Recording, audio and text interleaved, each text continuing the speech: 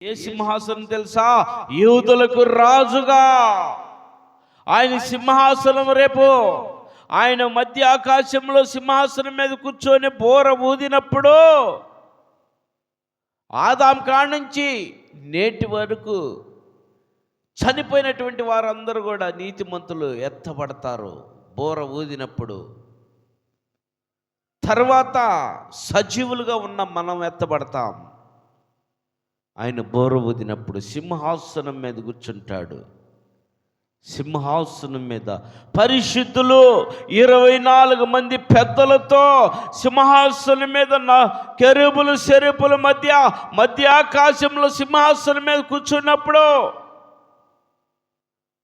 అబ్బో, ఆ సన్నివేశము అంతా ఇంత కాదు పిల్లరా.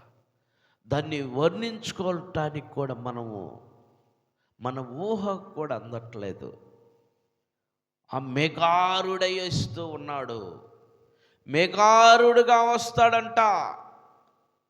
మేఘాల మీద యేసు వచ్చుచున్నాడు.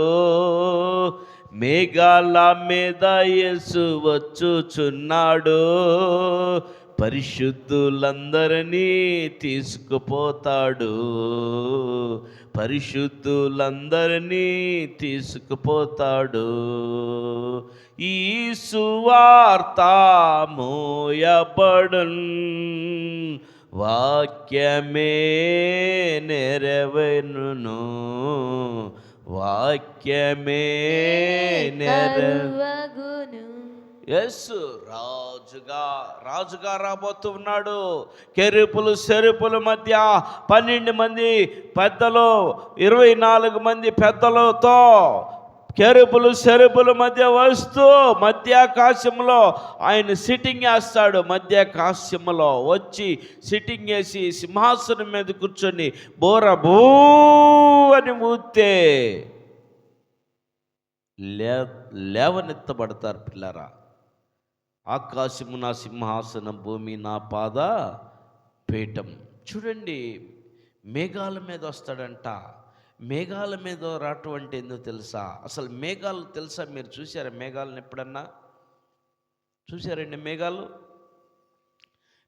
ఎలా ఉంటాయో తెలుసా? మేఘాలు ఎవరన్నా చూడాలి అనుకుంటే, నేను చూడాలయ్యా మేఘాలు అన్న వాళ్ళు ఎవరైనా ఉంటే మీరు చేతులెత్తండి, నేను మీకు మేఘాలు చూపిస్తా. నిజం, నేను చూసి వచ్చా మేఘాలు. ఇదిగో బైపాస్ రోడ్డు మీద ఇప్పుడు వెళ్ళండి, వెళ్తూ ఉంటే మంచు మనల్ని టచ్ అయ్యిద్ది. చల్లగా ఉండిద్ది మంచు, మనం టచ్ అవ్వగల మేఘాలు అయ్యే. హల్లెలూయా. పొగే మేఘం కింద నుంచి చూస్తే తెల్లగా ఉండిద్ది. పాస్టర్ గారు మీరు ఎప్పుడు చూసారా అని మీరు అనుకోవచ్చు. నేను ఊటీ వెళ్ళా, కొడైకెనాల్ వెళ్ళా, ఫొటోస్ కూడా ఉన్నాయి నా దగ్గర. ఊటీ కొడైకెనాల్ వెళ్ళా. మేఘాలు టచ్ అవుతూ ఉంటాయి. హైట్ అది దాదాపు ఎన్ని అడుగుల ఎత్తులో ఉండిద్ది. మనం నేల మీద ఉన్నాం, మనకేం తెలీదు. కొన్ని ప్రదేశాలకు వెళ్తే కొండల మీదే ఉండాల్సిందే ఇల్లు. అసలు ఎట్టుంటుంది తెలుసా? నా బొట్టోడు నీ బొట్టోడు మీకంటే నేను దారుణంగా అసలు నేను నడవలేను. మీరు కూడా అట్టనే ఉండిద్ది. నేను అసలు నడవలేను. ఎట్టుంటాయి, మెట్లు కూడా ఉండవు. ఇట్ట వెళ్ళి రాళ్ళ మీద వెళ్ళిపోవాలి. స్లిప్ వాళ్ళకి భలే అలవాటు. చాలా కష్టం అసలు మనం వెళ్ళాలంటే. ఇదిగో 7 ఇల్లు ఉంటే ఇదిగో 6 ఇల్లు ఉంటాయి.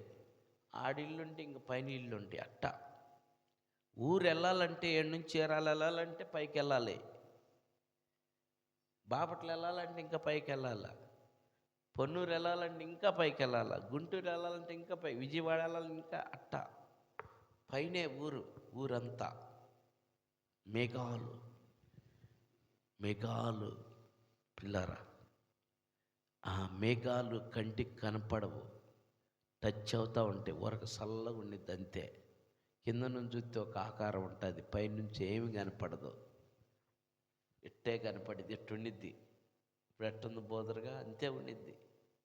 కానీ దాని మీద కూర్చుంటాడంట, దాని మీద వస్తాడంట. చెప్పు హల్లెలూయా. ఇప్పుడు నువ్వు అమెరికా వెళ్ళాలంటే ఫ్లైట్కి వెళ్ళాలి, లేకపోతే బోట్కి వెళ్ళాలా.